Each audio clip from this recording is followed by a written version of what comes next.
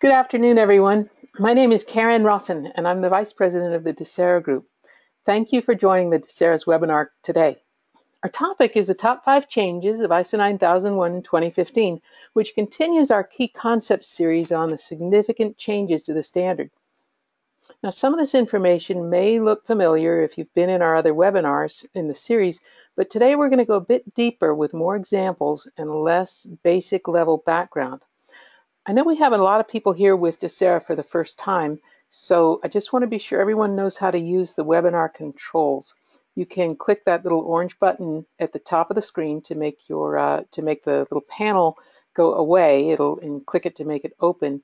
And if you have any questions, just enter them down here in the question and the staff. I'm joined by Dave Santacola, my business partner and the president of our company, and one of our colleagues, Ben Krupowitz, and they'll be monitoring those questions. So they'll let me know if anything needs to be answered immediately, and they will also bring those questions up at the end. So you'll be anonymous with your questions, and everyone is muted, so you won't be heard if you say anything.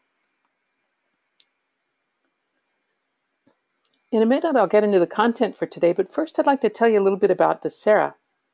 We're a consulting company that Dave and I started back in 2008 to work with companies who want to improve their effectiveness and efficiency. Now, ISO 9001 is so universal that often that's a foundation for what we do, but we also work with ISO 27001, of course TL 9000 that's built on ISO 9001. We do some information security management systems, which use some of the same concepts. We do some ISO 14001. And with Ben Krupowitz joining us, we're also moving into the performance excellence models at the state award level and the National Baldrige Award level. So you'll be hearing more about that from Dacera as we go forward. This year, we're spending a lot of our time working with companies who are transitioning to the new version. And because we're consultants rather than certification body auditors, we can come in and completely tailor our training and our internal audits to actually help you meet your goals, work on just the things that are important to you. So we find that a lot of our clients are people who have not done a good house cleaning of their quality management system for many years, and they want to use this as a time to upgrade what they actually do while they have management's attention. So we help them decide what to work on and how to get it done efficiently. And frankly, we do these webinars as an introduction to our services. I know there are some people on these calls who probably know more about this kind of thing than I do. I've looked at the list of people who have signed up for today, and I'm honored that you're here with us. But we've got everyone from beginners on up through experts on the line. So I've enjoyed meeting new people, and I've enjoyed connecting with old friends, and I'm very honored that you've taken an hour of your day to join us here. So I do hope you'll be in touch with me. Give me a call, or just click the contact us on our website. And we do like to get back to people and just answer questions and kick around ideas with you, even if you're not directly in the need for help right now. Well, I should introduce myself a little bit more. And I'll just tell you that after 20 years in the industry, working in both line and staff roles in manufacturing and service, I became a consultant in 2005. And then, as I said, we started Dacera in 2008 when we wanted to focus on improvement rather than training and some of the kind of lower level stuff. We really wanted to take companies to the next level. So we're both active in creating the standards, Dave and I, working with the developers of ISO 9001 and the related standards and TL 9000. And as I said, we train and consult with companies to get the most out of using those standards. And so now, on with the content. The top 5 changes to ISO 9001 2015. The agenda for today is I first want to start with some assumptions, the information that I think everyone already has going into this. And if you don't have it, then you may want to go back and look at some of our earlier webinars. Or we'll be reintroducing some of those, and we also offer on-site training and remote workshops to help you come up to speed.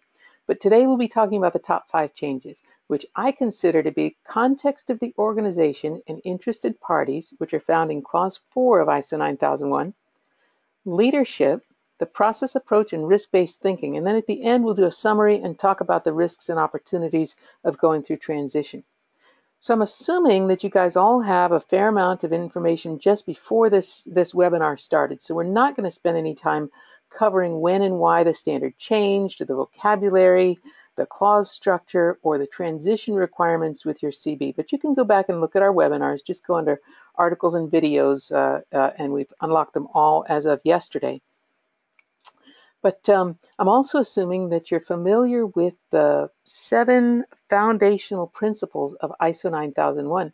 These are listed in the document ISO 9000 2015, and you can look them up on ISO.org. I believe they're free to even go online and read these and use them within your business. But these are really at the foundation of everything we'll be talking about today. And we build these into our basic training models, but I'm assuming the people on this call have already had a good foundation in that. Well, I've asked people what they think are the most difficult parts of adopting ISO 9001 2015 for several months now. And these are the attention grabbers that people who haven't had much education in ISO 9001 2015 have heard about, and they wonder, will it be a real big deal? Well, the numbering scheme changed, but that's not such a big deal because it doesn't really change what you do. You can number your clauses from A to Z if you want to. The clause numbering system, unless it's really important to you to align your system with what's on the page that some people all over the world have developed as a numbering scheme, no big deal. Documented information that is maintained and retained.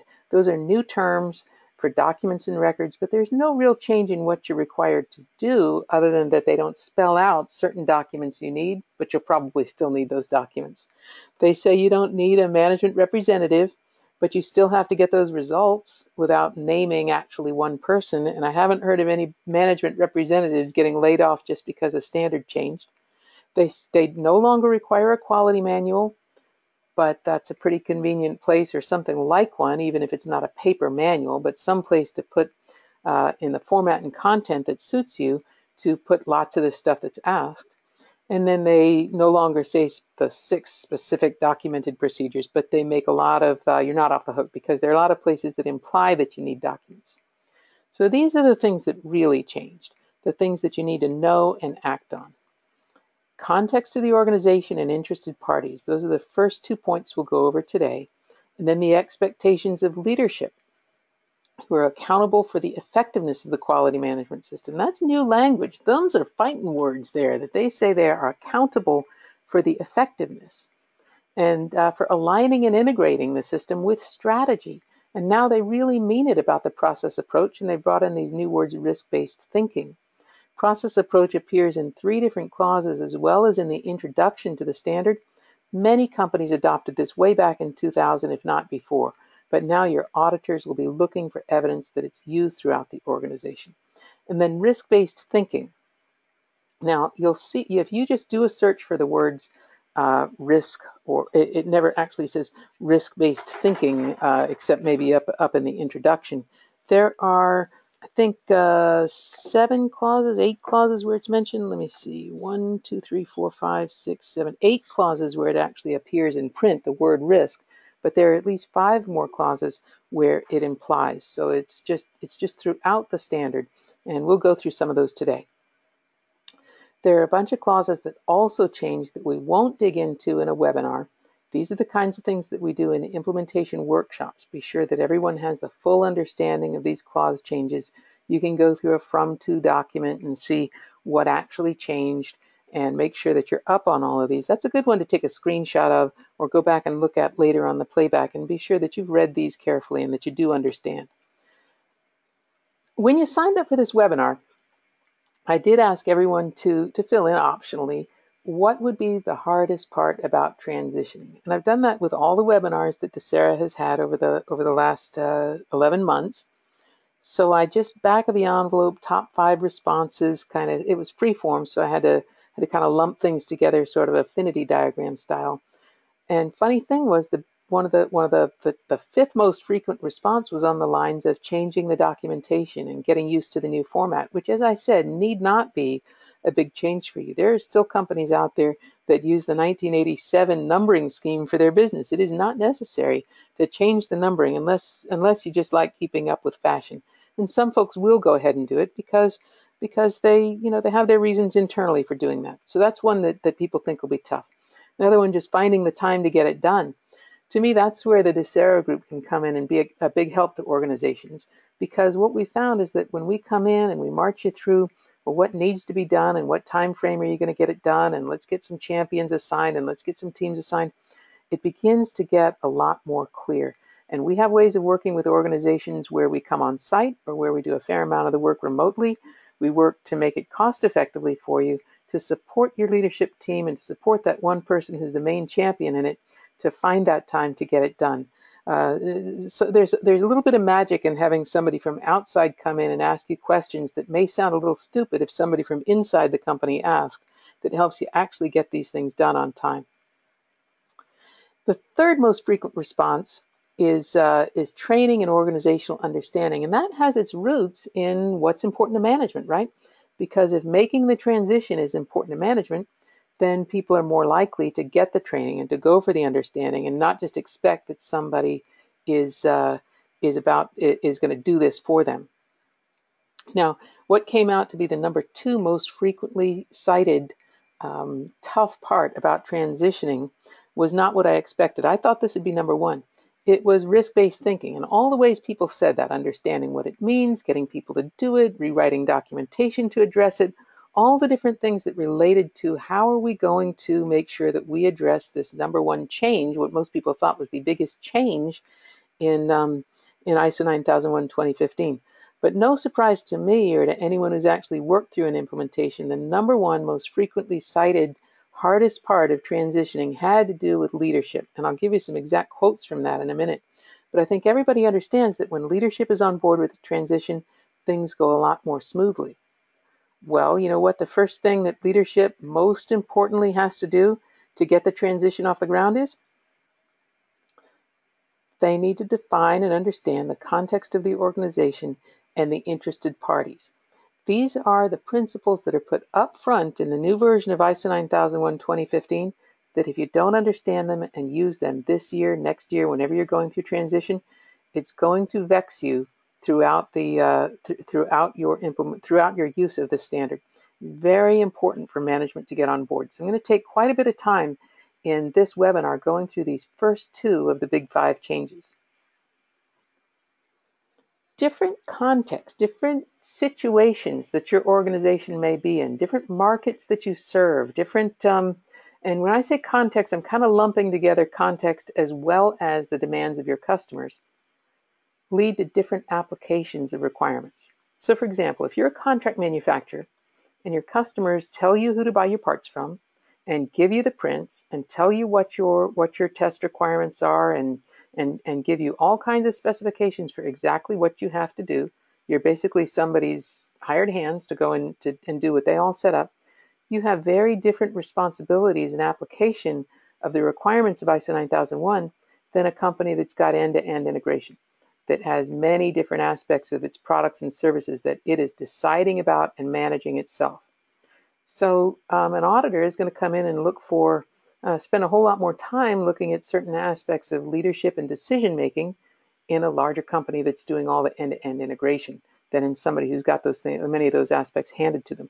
Likewise, if you're in a global multi-site business where you've got shared services at the corporate level, maybe a shared IT group, a shared purchasing group, a shared HR group that is dictating how you will do hiring or software transitions or change management of various kinds, you're going to have different requirements than if everybody sits under one roof. So the way your documentation looks, the way you plan your processes, the way your auditors will address different requirements within TL 9000 will vary based on the situation that you're in. So before you can really apply any of clauses 5 through 10, your leadership has to come together and say, hey, here's what's important to us about our quality management system. On the left side of this chart, it says the actual quote in the box from ISO 9001 2015 from 4.1, understanding the organization and its context. So when you read that, some questions probably stand out to you. It says you have to determine the external and internal issues that are relevant to your purpose and strategic direction. Okay, so what is your purpose and strategic direction? And then it says, and that affect your ability to achieve your intended results. So what results do you intend to have your quality management achieve for you, designed to help you achieve? And then what are those relevant internal and external issues? And then the second paragraph says you have to monitor and review that information about the external and internal issues. So maybe as laws governing your industry change, as standards or customer requirements change as technology advances. Those would be things that you would have to understand and advance over time. Maybe things that come down from corporate that affect you. Those could be internal issues. Or internal issues that come down from decisions that you're making within the scope of the certified organization. When it says internal, it means what's in your scope, what you're being certified, what you're being registered to. And when it says external, maybe it's external to your part of the organization that's getting certified, but it's held at a corporate level. So that internal external can kind of be hard to draw a line between them. And maybe it's not even necessary to spell out what's external and internal in some cases because they blend together so much. But what's important is that you know what those issues are, how they affect your management system, and getting the results that you want. I think a lot of people on this call have had experience with audits, either conducting audits as members of internal audit teams, being third-party auditors in some cases, certainly being subjected to audits, answering questions. So a lot of us have these audit skills that we can put to place as we go through implementing the requirements of ISO 9001:2015. As you look at what the gaps between where you are and where you want to be, what's out there, use those audit skills, be curious, ask questions, and look for evidence. For example, where it says that you need to understand the purpose and strategic direction, the intended results, and the relevant internal and external issues, one of the first questions I'd be asking of my organization is have those been clearly defined, or is it just assumed that we all know? And if it has been defined, where do I find it? How has it been communicated? Is it really common knowledge? Because sometimes top management will say, especially in a smaller company where we've been working here forever, oh, we all know that stuff. We can explain that off the top of our heads. But when you get down and you start talking about it, heck, even my business partner and I have these discussions sometime about what are the issues and the purpose and our strategic direction to be sure we're on the same page. So how, for the context of your organization, a very large organization, a very small organization, an organization within a broader corporate operation, have you clearly defined the purpose and strategic direction, the intended results, and the issues that affect your ability to achieve your goals? And then what difference would it make if those truly were deeply understood by leadership and were well known to everyone so that everyone could be pulling on the same end of the rope? Now, when I say well known to everyone, I will say that an individual contributor who's been with a company less than a year has a different need to know and a different frame of reference for all of those points than somebody who's working at the highest levels, maybe somebody who's seeking out new business development or somebody who's designing new products. So as far as having those known and communicated, it certainly means as relevant to each level and function. And you'll see why those become important when we get into the risk-based thinking and the process approach and so on. Some companies are just going to go for pass the audit. They're going to create a couple of PowerPoint slides and say, or maybe a paragraph in their quality manual and say, well, we've already got that. We already wrote that down. We've got our, we know what part of the organ, we know our scope. And they'll treat their scope as their context of the organization. They'll treat their customers as the internal and external. They'll treat their internal and external customers as their interested parties. But there's so much more to it than that if you dig into it, you can begin to truly derive bigger business benefits. So this would be the approach that Docera would use, and that you can just copy this down and work with it within your organization if you're a champion for implementing the transition. First of all, when it comes to understanding context and interested parties, is there a champion for doing that? Because if it's kind of like we're all responsible for keeping the break room clean, it's probably not going to happen, right? There's got to be somebody who it matters to, and somebody who says, this is what we expect the output of this to look like. It's how hard we're going to work at this. If you're going for a quality award, you've got a very specific format you need to put that into. Maybe your corporate has a certain expectation about what that'll look like, but maybe it's up to you within your organization how extensive, how formal it will be. And then what we recommend at Docera, the way we work with our clients, is that we get them to do some pre-work. What do we already have in place that defines our context of our organization and our interested parties? And then we recommend that we work in triads in advance. We've done this different ways, but this is kind of like this would kind of like be the ideal method. Work in triads in advance, maybe pulling different levels and functions together to test the understanding that they have, then come together in discussion as a group. It sounds like a lot of steps. It doesn't need to take forever. This is the kind of thing that Ben Krupowitz would do in a one-day workshop. Ben is the consultant that I'll introduce later in. He's going to do a webinar for us later on in November on this topic. You can come in and do a one-day workshop, or it can be a multi-part workshop as part of an overall transition effort.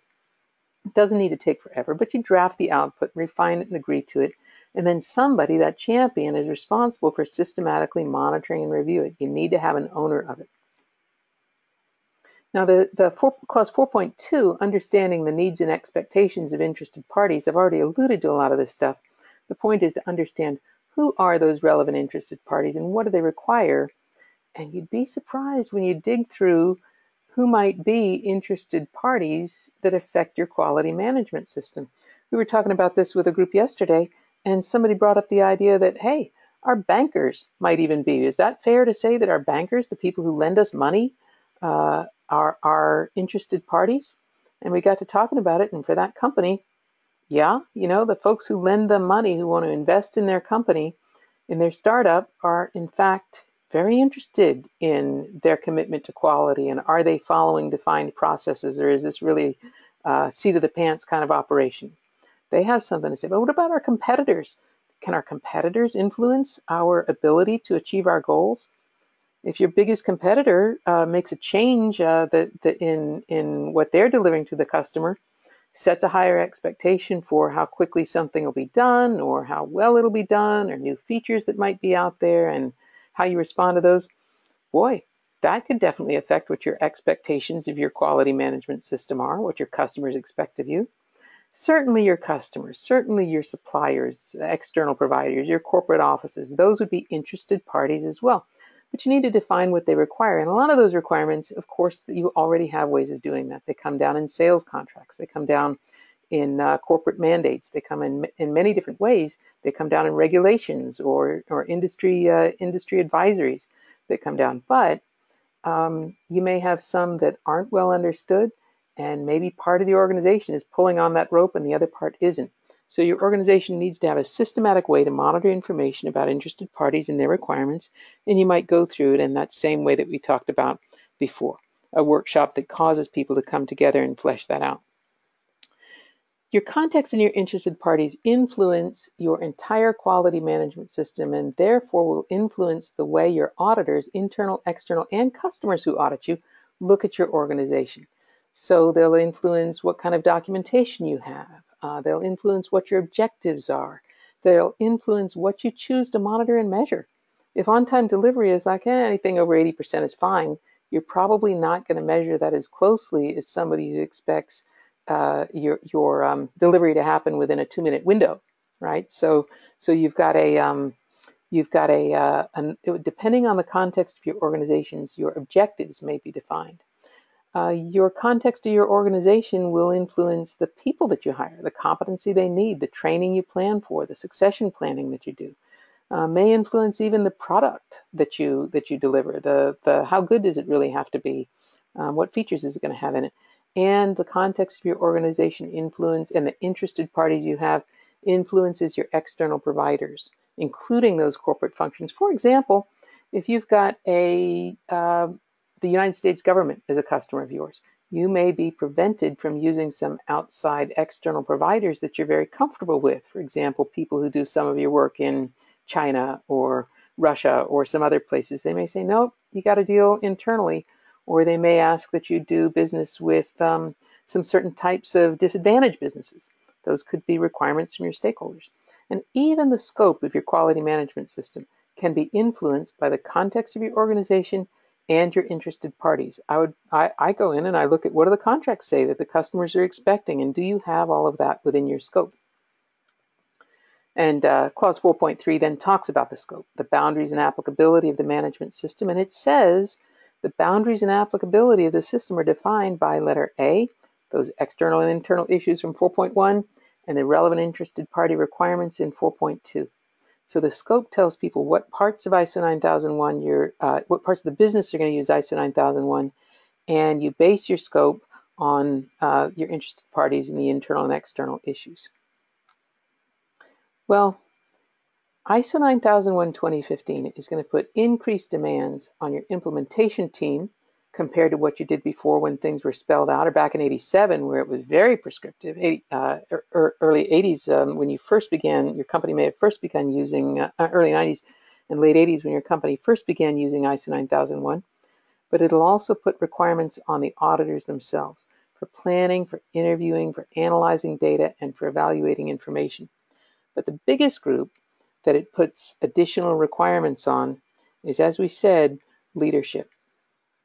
When it comes to how are we going to get to our goal of transitioning to ISO 9001 2015, there's the easy way and the hard way, right? The easy way, hop on a plane, get there in a few hours, slap together some documentation, get the auditor to believe it. Yeah, we already do all this stuff, and we're done. We're transitioned. We'll grow into it later.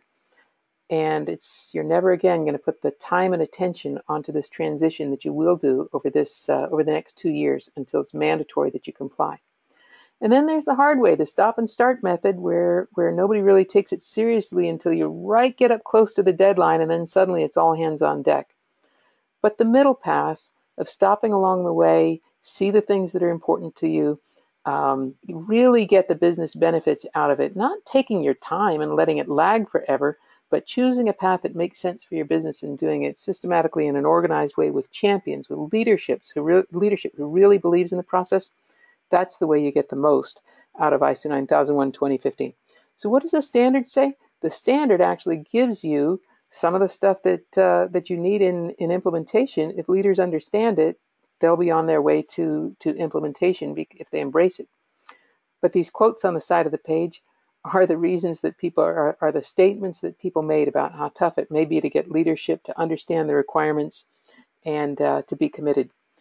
I pity the person who said implementing it across 26 divisions, all with different missions. That's a huge job.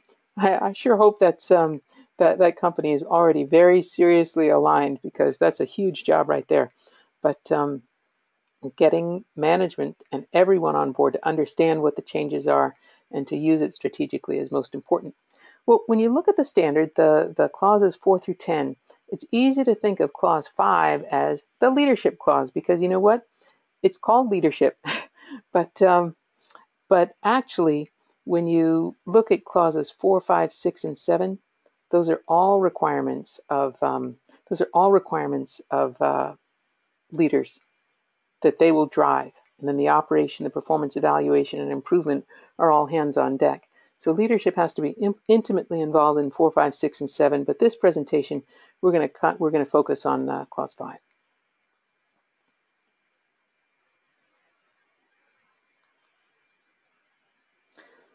In clause 5, 5.1.1 is kind of the Cliff's Notes for the rest of the section. And it says, top management shall demonstrate leadership commitment with respect to the quality management system by, now here's those fighting words, ensuring the quality management system achieves its intended results. That's a little further down on the page for that, but it says that top management has to be accountable for the effectiveness of the quality management system. We'll talk in a minute about what some examples of how you hold leadership accountable for the effectiveness of the system. I mean, when you think you hold leadership accountable for financial results, you hold them accountable for safety results, apply the same principles to how you hold to what it means to have leadership be accountable for the effectiveness of the quality management system. Leadership is to establish the policy and objectives. Nothing new in establishing policy and objectives compared to 2008, except now they specify it has to be aligned with the context and strategic direction of the company. And here's a big new change, that the QMS has to be integrated into business processes. I'll give you some examples of that. They need to promote the process approach, risk-based thinking, and improvement. We had improvement in there before, but those other two are big new changes that they need to understand what that means. They need to provide resources, including people. They need to communicate, and they need to support other management roles to demonstrate their leadership as it applies to their areas of responsibility. This is kind of the clause that allows them to get away from saying we have one named management representative, because top management is working with all the different management roles to be sure that all those areas applied throughout the business. So as I said, we'll look at a few examples in this webinar, and they're just thought starters. This is not the be-all and end-all. When we go in an implementation workshop and in an implementation period where we're consulting and coaching over time, we get at how does this fit your organization? What's important for your organization? How does your organization show top management having accountability for the effectiveness of the quality management system? For one thing, when they're accountable for safety results, they have safety requirements across the organization. They have documented objectives across all departments, documented budgets if it's financial results. So why not have documented performance objectives across all areas of the business? Another way is when companies have bonus plans. For some companies, having a shared bonus objective that includes quality at all levels and functions. But let's think about that. Not all functions and roles tie to every objective. But you should show line of sight from each area to at least one quality objective and hopefully some sort of reward for accomplishment of those shared goals.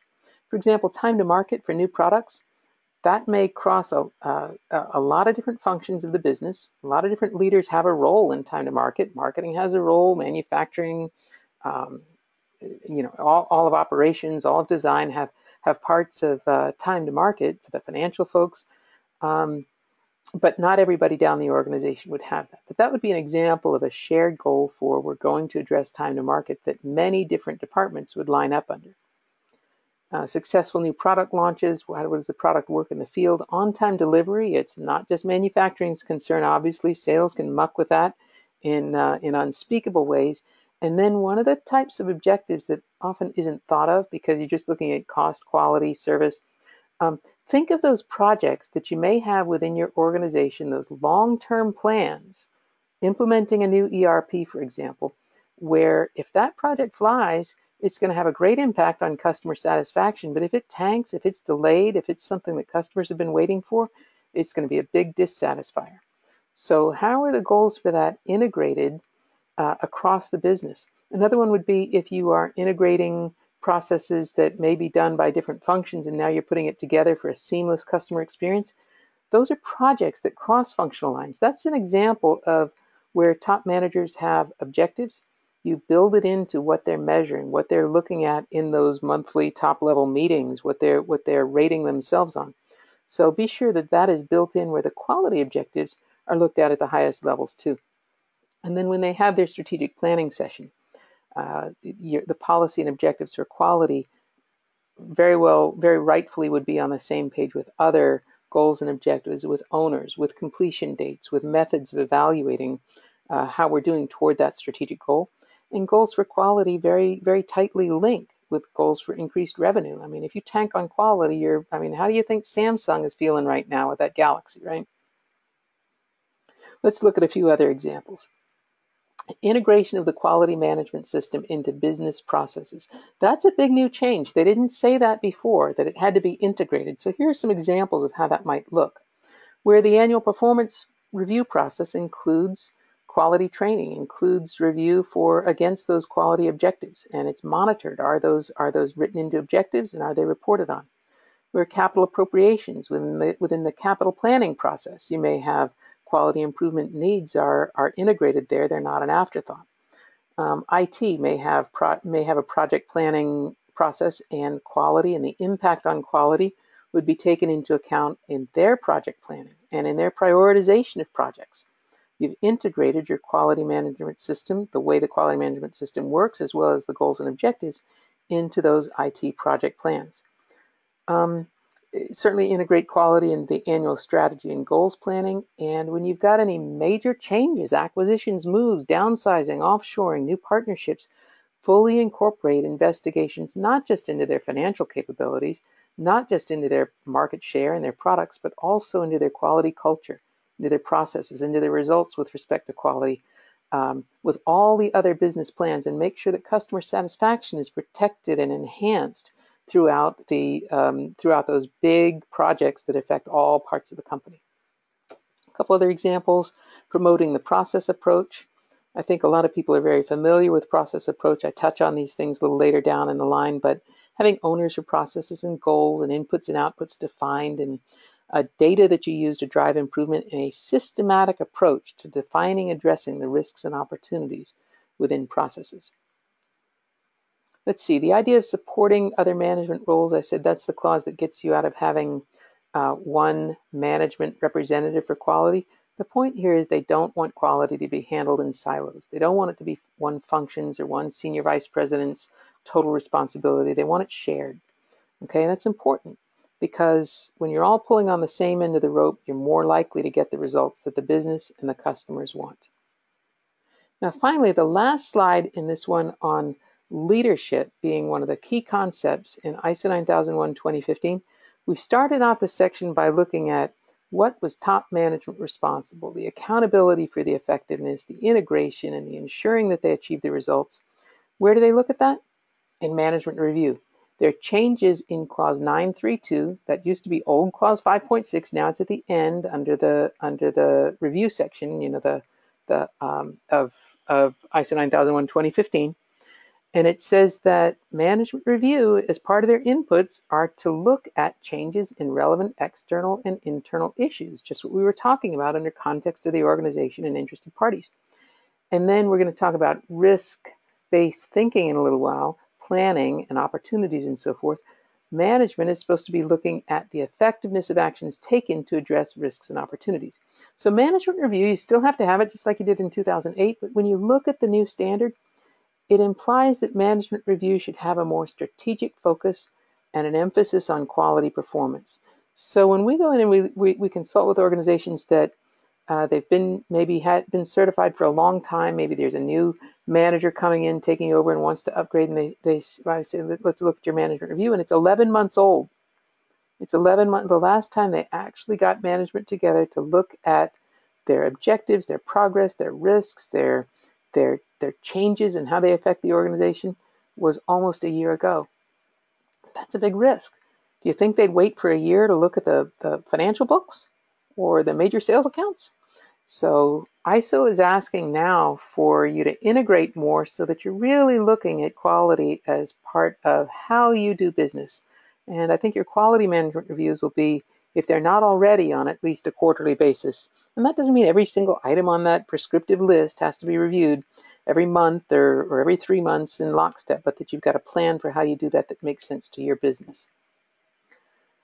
Okay, so we've been through the first 3 changes. We did context and interested parties together. We did leadership. Now let's look at the process approach that I just alluded to. This is from ISO 9000, which is the guidance document for ISO 9001. And it says consistent and predictable results are achieved more effectively and efficiently when activities are understood and managed as interrelated processes that function as a coherent system. My goodness, isn't that a mouthful? Well, what are they really talking about there? They're saying that if you understand how results come about because all your processes work together, you're more likely to get what you want. And here's more plain English. How do companies demonstrate that they're using the process approach? I mean, we all know plan, do, check, act. But what does it mean? Well, first of all, the plan, you've defined objectives, you've defined your processes, you know who's in charge of what, who's got authority to act, who's responsible for different results. That you don't make commitments to achieve certain objectives if you don't have the capability or the resources to do it. You understand what those are and you build them up as part of your improvement, but you can't promise to hold a certain tolerance if you don't have a machine that can do it, for example. You need to understand your capabilities. If you don't have people who are capable, you can't make those promises. And then companies are demonstrating a process approach when they look at changes to one part of the system to how it affects the system overall. So if you move something to another country or another location, or if you gut part of you bring on a whole bunch of new products, what does that do to satisfaction of your existing customers? What does that do to your results overall? How does that affect? And anybody who's gone through a RIF sometimes feels like nobody even thought of that.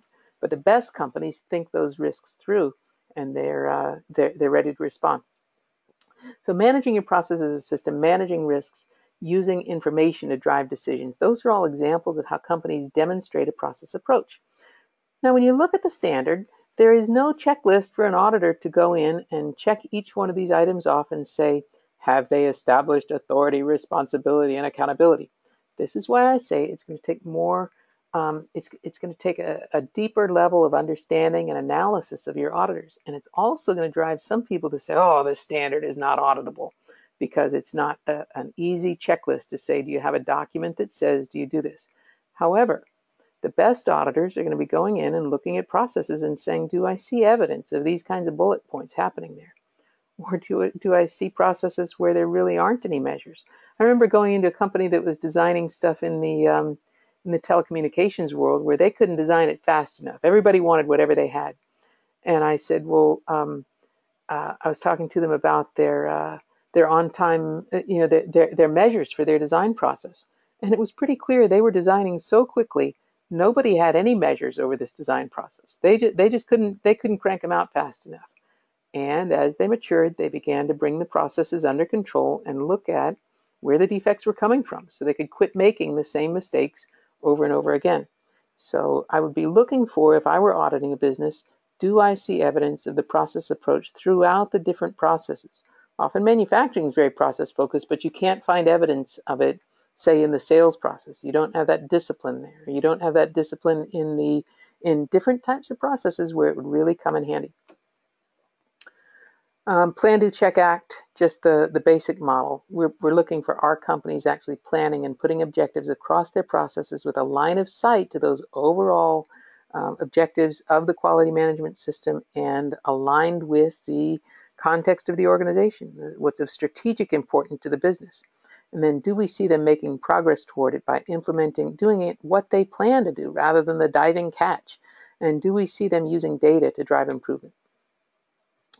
This is a handout that we've got on our website. I'll provide a link in the, let me make a note of that. I meant to put it in this webinar, but I'll provide a link to this. It's a little spreadsheet that you can use for planning, doing some process management planning.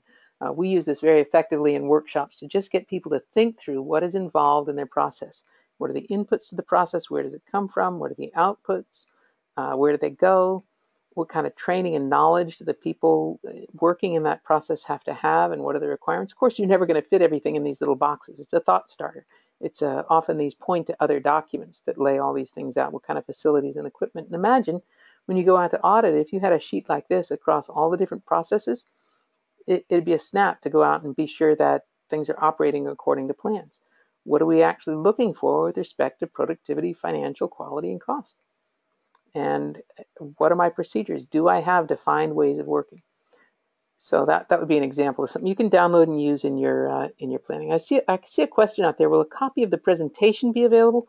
We do not give out the slides, but we do let you watch it as often as you want on the web download, and you can certainly take screenshots and use it as you wish.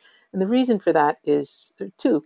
One, we think that you'll find we think that you'll absorb more if you make your own notes and make this your own and synthesize it. And the second thing, and research actually backs that up. And the second is that we're constantly changing and improving all of our materials, and so we like to be able to upgrade as well without having to look at what's out there in the past. Okay, the final of the big five, what I thought would be the number one answer when people said what was going to be the hardest part of implementing ISO 9001, I really think the hardest part is leadership, but I thought the answer would be implementing risk-based thinking. This is a kind of a lengthy one. We're going to take the next 10 minutes to go through this. In Clause 6 is all about planning. It doesn't say risk-based thinking at the top of Clause 6. It's called planning. And it talks about actions to address risks and opportunities. This is where they're very explicit about risks and opportunities, risk-based thinking. You start with your context of your organization and the requirements of your interested parties, and it says that you need to determine the risks and opportunities to meet your goals, to mitigate problems, to achieve gains, and to make improvements. So as an organization, you actually need to plan what are those risks. That's where it really throws people. What am I supposed to do? Do I have to do an FMEA for every one of my processes? No, but there are different ways that will work for different parts of the business. And then when it says you have to address your risks, well, these are standard risk management principles that say there are many different ways that you can address risks. For example, you can outsource an activity. You can buy insurance for it. You can work with partners. You can adopt further controls to keep a problem from happening. You can have backup plans in case something happens. You've got a way of eliminating the impact of the risk, and you can go ahead and take the risk. You may say, with any risk comes the opportunity of, for example, being first to market. I know that I'm going to get some customer feedback on this. I know I'm going to have to do a new release of this software. Or I know there might be a high warranty cost when I get this out there first. But I think that the consequence for those people who are clamoring for this product, these people who want this new stuff, they'll stay my customers, or we can absorb the cost of that warranty repair. So with any risk comes opportunities, but by the same token, with any opportunity comes risks. So if you make a decision to use new practices and technology, to bring in some new products, to address new markets and customers, to go into partnerships, oh boy, you're out there thinking, boy, I'm going to get all these gains. ISO 9001 is asking you, whoa, slow down. Let's look at the risks that are inherent in taking advantage of those opportunities and make a decision wisely with your backup plans. What's going to happen if those opportunities actually turn sour? So it says then in 6.1, where it's talking about actions to address risk and opportunities, and those would be opportunities for cost, quality, speed, profit. They do not require in ISO 9001 that you have a formal process. Okay, they don't say you have to use a certain process, and they don't even say that you have to have a formal process. However, according to clause 5.1 letter D, you have to be able to demonstrate compliance and commitment. So to me, it's kind of hard to demonstrate compliance and commitment if it's, okay, all you department heads, figure out how you're going to do this, do it on your own, be ready to talk to the auditors about it. Let us know how that works out for you. Okay, some level of ownership across top management is expected. Top management is expected to drive a level of formality that's appropriate to the context of your own organization. Also, it's entirely likely that you'll use different methods and levels of formality across different processes. So that's up to you based on the context of your organization, how you do that. If your products and services could involve people falling out of the sky, or emergency services not getting to people where they're needed, or shutting down the New York Stock Exchange, you're probably going to have higher levels of formality and robust methods for controlling risks than if it's talking about possibly missing a sale along the way. So they're expecting you under clause 6.1, they give you the information they expect you to do. Identify the risks and opportunities, analyze the potential impact, quantitatively, qualitatively. They don't say that, but that's what they mean. They expect you to plan your responses, and they expect you to control for it. And that means once you've identified all that and you've got your plan, you don't just say, well, that's what we would do if it happens. That shows that you're reviewing and saying, well, is this any more or less likely to happen? Has our contingency plan come under any, boy, we saw that it might not work real well. So we've got to be sure that you're actually looking at this over time in an effective way that allows you to be repeatable and use this. It's not just supposed to be shelfware. Now that said, a lot of companies are going to get away with very little in the way of documentation of their risk-based thinking. They're going to say, oh, we've got that built into our design plans. We've got that built into our manufacturing plans. We've got it. We can show the auditor. They can get away with very little for certification. But I want you to consider the risks and the opportunities of taking a serious look at how this is done, and is it done consistently, systematically throughout your organization, because the effects of poor planning for risks are going to bring risks to your business and risks to your customers. And if you let your organization get away without taking this seriously now, you may go years without really getting the backing behind it to make some changes that can really benefit your business. Okay, clause 6.2, this is more about risk. In clause 6.2, where it's talking about quality objectives and plans to achieve them, I showed a little graphic there of SMART goals. When I first read this in ISO 9001 2015, I said, well, that's stuff that GE brought out in the 80s. And this isn't new stuff.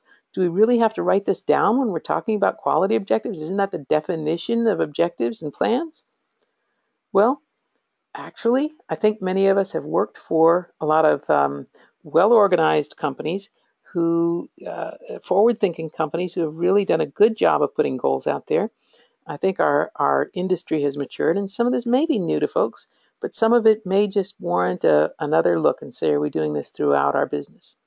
So what ISO 9001 says that you need to do is establish objectives at relevant functions, levels, and processes. And it says they have to be consistent with policy. This is your measurable, relevant. They have to be attainable and time-bound, communicated, kept up to date, and so forth. So ISO 9001 is giving you a good template for establishing objectives. And then it furthermore says that you have to be specific. When it comes to establishing objectives for quality, you have to be specific about who's going to do what. How's it going to be evaluated? How do I know when it's complete?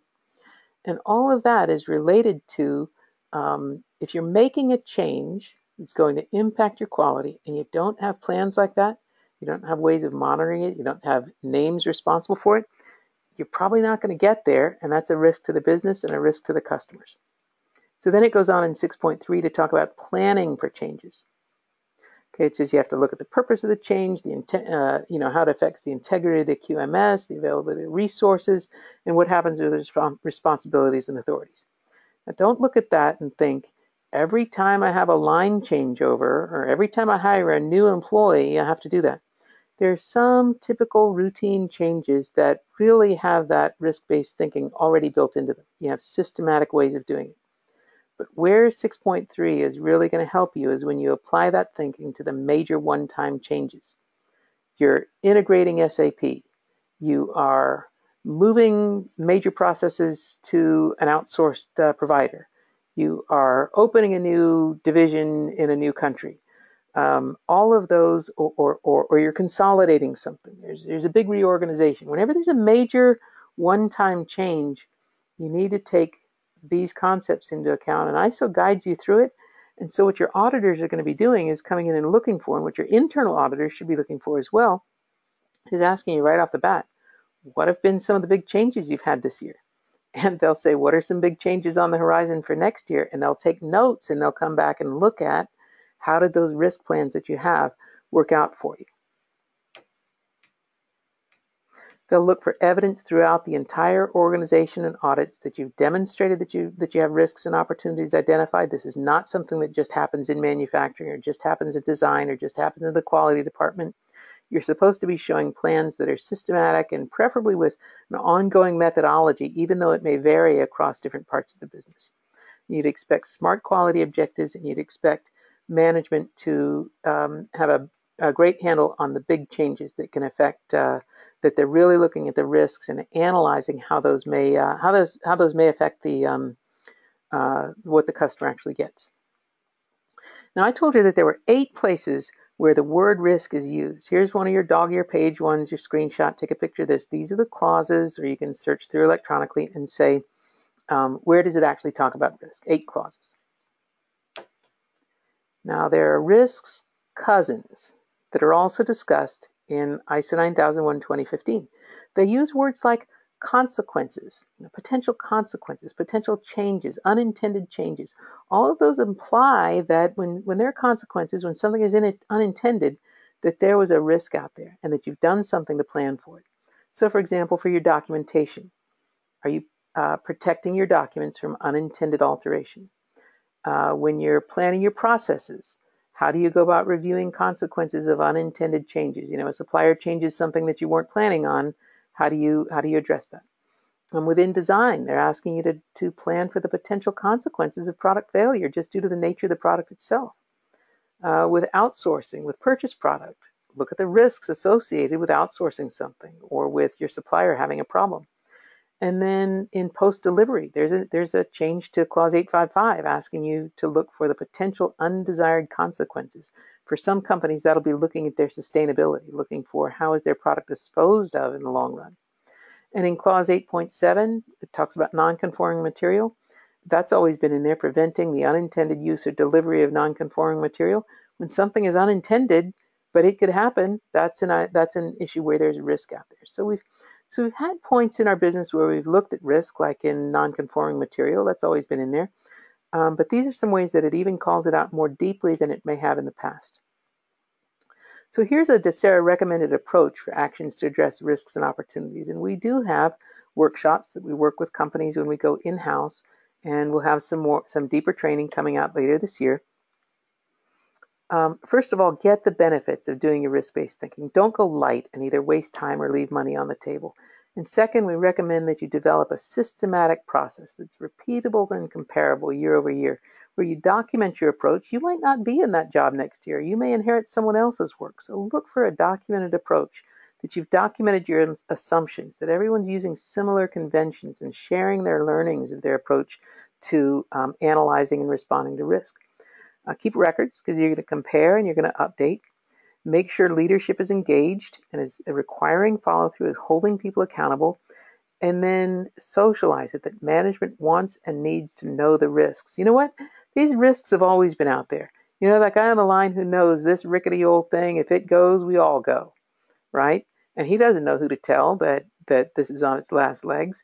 Well, really, management wants to and needs to know that stuff. And if you socialize it, that we need to get these risks out there, just like we did years ago with safety risks, so that we could address them and not have accidents, it's the same way with risks to quality. Only management can decide what and when to address, but they can't address it if we're not giving them the information.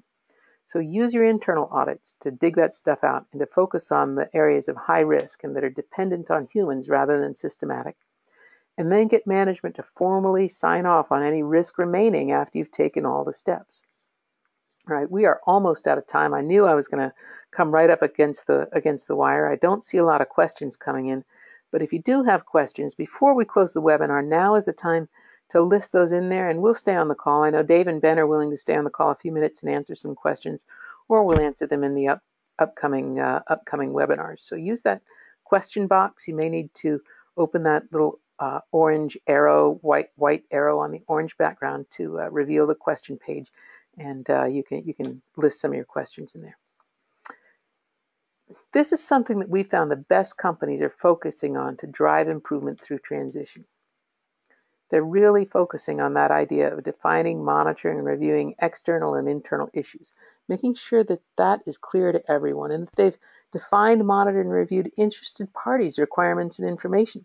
Our next webinar, as I said, led by Ben Krupowitz, will be on these two topics, and he's going to bring in some information from international performance excellence models that really was incorporated into ISO 9001 rather stealthily. So Ben's going to give us a little story behind the standard and help us show some techniques that we can use to lead our management teams to look at context of the organization and interested parties. The process approach needs to be fully implemented, and that means not just in the departments where it's so obvious and the processes where it's always been, but top management needs to be driving that through the organization. You're going to be expected, and this is what the best organizations are doing, is they are determining the risks and opportunities not just in design, not just in manufacturing, but throughout any time there are changes or opportunities that come about, that they can say, hey, we systematically are looking at this, making plans, following through, and holding people accountable to make the changes that address those risks. And then they're planning and taking actions. They don't just wait and see if it happens and suck it up if it does. Wishing and hoping isn't a risk strategy. Their objectives and plans cross functions. They cross levels. They cross processes. There's a line of sight to what the customer wants, what the strategic focus of the business is, and where each person sits in the business, so those objectives are relevant to them. That's what it means to actually deploy your quality policy through the organization. What managers will find when they sit down with an auditor, when they sit down to work with their customers who are expecting them to have a management system in place, is that they're expected to have, going forward, a greater emphasis on performance, evaluation, and improvement than maybe was expected under the old standard. Fact is, the better companies had that all along. The standard has been rewritten to guide companies that maybe didn't have that to have more of an emphasis on performance, evaluation, and improvement. This puts a tremendous responsibility on management at all levels. So no wonder we say that getting leadership on board is the toughest part of implementing the transition. But you guys who are getting this education early on, you're the ones who can help drive leadership. And some of the ways that Docera can help, we've got a series of training courses. You can go to our website and you'll see training right there, and there are various training courses, or you can just hit the contact us and say, Karen, here's what I'm facing. What do you have for us? These are some of the things we do. We have training classes, gap assessments, internal audit workshops where we guide new auditors and experienced auditors through using the new standard. Of course, we've got the key concept series. We can do these privately for you through these webinars. And then we can come in and do expert internal audits, which is, and work with you on your management review facilitation in advance of your transition audit. If you get a pre-assessment from your certification body, you're going to get yes, no. If you work with us, you'll get a lot more comprehensive evaluation of how you're using the standard and where there are some opportunities for growth or maybe some risks that you didn't quite get what they meant. So various companies are inviting us in to either do their readiness assessment or facilitate their internal auditors during very thorough readiness assessments as they go through their transition and toward the end. So we welcome you to go to the website and get some of the earlier key concept series and to watch for new ones that will be appearing. But I do see some questions on the screen, so I'm going to ask, I know it's the top of the hour. If you hang up, we won't get beeps and stuff on the line. You can just quietly go away to your next meeting, but we'll stay on the line and answer some of these questions that have come up. And so I'd like to open the phone lines to Dave Santacola and Ben Krupowitz. And if you could just take some of those questions that have come along written down or may have come into you. I don't think anybody would email. Maybe you have some things that have come up in the past about this. And just read them out, and why don't we just discuss them among the three of us? Dave? Okay, Karen, we've got the standard question about will you send me a copy of this presentation if you'd like to answer that one. 24 hours from now, you'll get an automated email with a link to the presentation online, and you can watch it as many times as you want. But we don't send out the handouts. We don't send out the slides themselves, just the video. Okay. Another question is around the process management worksheet. Looks really helpful for planning purposes, but difficult to maintain for auditing purposes, as there's often other documentation and quick changes. How else could you use the form to justify managing it with all the other changes going on? Yeah, Ben, you've used this template. Would you feel comfortable chiming in, talking about how we use that kind of turtle diagram process definition worksheet within an audit environment? Sure, absolutely. And I appreciate the question. As a matter of fact, when the question came in, I smiled because I agree. It is an excellent planning tool for development of a process. It is an excellent tool for auditing, for developing an understanding of a process prior to auditing it. However, there is some maintenance needs depending upon how much detail is put into, in essence, what is commonly called a turtle diagram. That's a term that's commonly used. So I think the magic is to not make it too highly detailed and then subject to subsequent revisions. And I think you will find it a powerful tool for your system. Dave, do you have anything to add to that? Well, the other option is, I mean, it really is designed as a planning tool. So it has great value all by itself just in planning. So if you want to get people on the same page for a process and use it prior to process mapping, or just put your hands around a process together as a communications tool, it really is a very valuable tool just for planning alone. I've seen organizations use it as a communications tool and part of their process documentation, and they find it's valuable to keep up even with all the changes and processes going on. Yeah, well, and that's really part of when you look at the context of your organization, what format does your documentation live in? What works well for your organization? So an organization with constant change might find that is exactly what they need because it's a quick summary, where another organization would look at that and say, never going to work for us.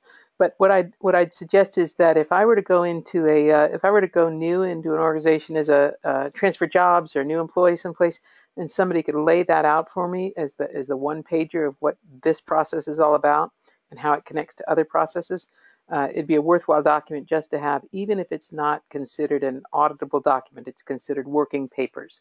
If you don't need it to run the process, you don't have to keep it up to date. Next question is, why is there so much disagreement among CBs and consultants about risk-based thinking? That's a good one.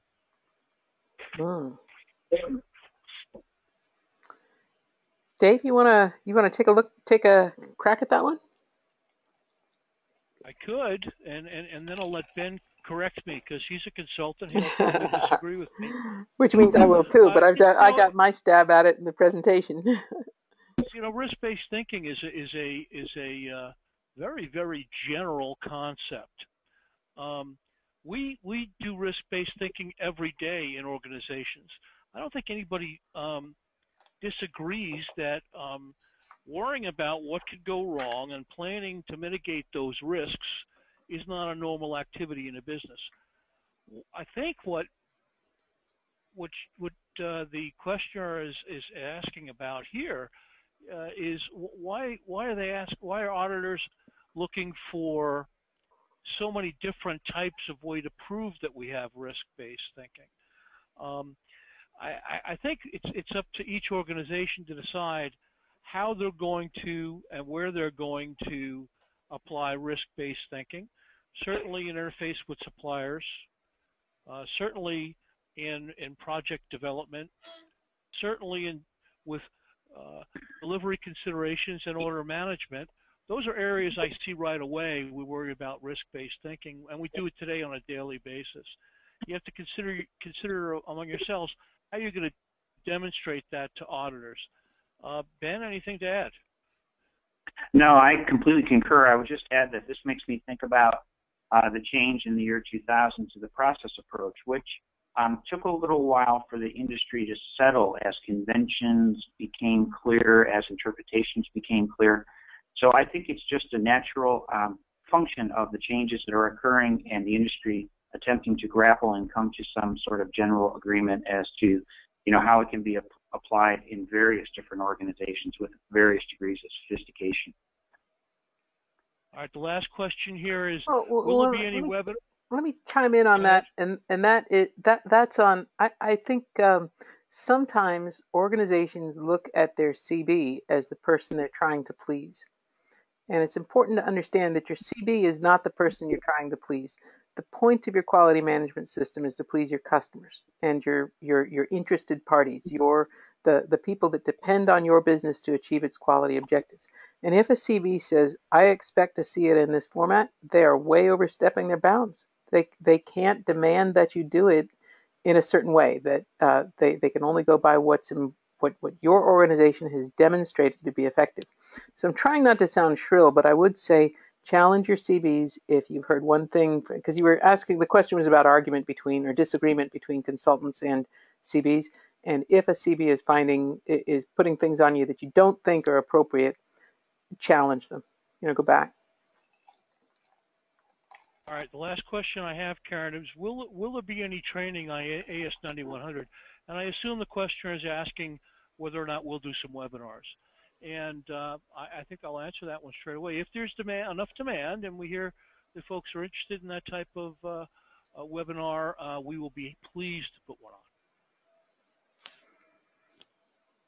on. Okay. Well, with that, I'd like to thank everyone for coming today. It's gratifying to see so many people sign up and attend the webinar. We work hard to put a quality product. I put a whole lot of content in there that I just enjoy giving these presentations, and I hope that you will sign up for our next ones. Thank you for attending, everyone. That concludes the webinar.